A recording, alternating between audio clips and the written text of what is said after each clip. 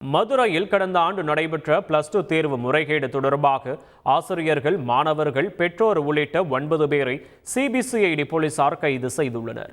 தமிழகத்தில் கடந்த 2023ஆம் ஆண்டு மார்ச் மாதம் 12ஆம் வகுப்பு பொதுத் தேர்வில் மதுரையில் ஒரே மையத்தில் தேர்வு எழுதிய 2 மாணவர்களின் விடைத்தாள்களின் கையெழுத்துகள் ஒரே மாதிரியாக இருந்தது கண்டுபிடிக்கப்பட்டது. கல்வித்துறை அதிகாரிகள் நடத்திய விசாரணையில் முறைகேடு நடந்துள்ளது தெரியவந்துள்ளது.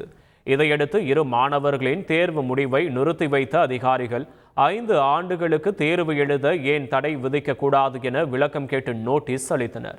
இதனை ரத்து செய்யக்கோரி மாணவரின் தந்தை கடந்த அக்டோபர் மாதம் மெட்ராஸ் உயர்நீதிமன்ற மதுரை அமர்வில் மனு தாக்கல் செய்தார்.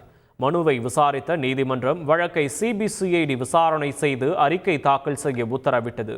இதையடுத்து 10 மாதங்களாக விசாரணை நடத்தி வந்த சிபிசிஐடி போலீசார் நேற்று கல்வித்துறை அலுவலர்கள் 4 பேர், மாணவர்களின் பெற்றோர், மாணவர் ஒருவர் ஆகிய 9 பேரை கைது செய்தனர். 1 லட்சம் ரூபாய் பணம் பெற்றுக்கொண்டு கல்வித்துறை அதிகாரிகள் முறைகேட்டில் ஈடுபட்டது தெரியவந்த நிலையில் மேலும் சிலரிடம் தீவிர விசாரணை நடத்த சிபிசிஐடி போலீசார் திட்டமிட்டுள்ளனர். செய்திகளை உடனுக்குடன் தெரிந்து கொள்ள உடனே சப்ஸ்கிரைப் பண்ணுங்க.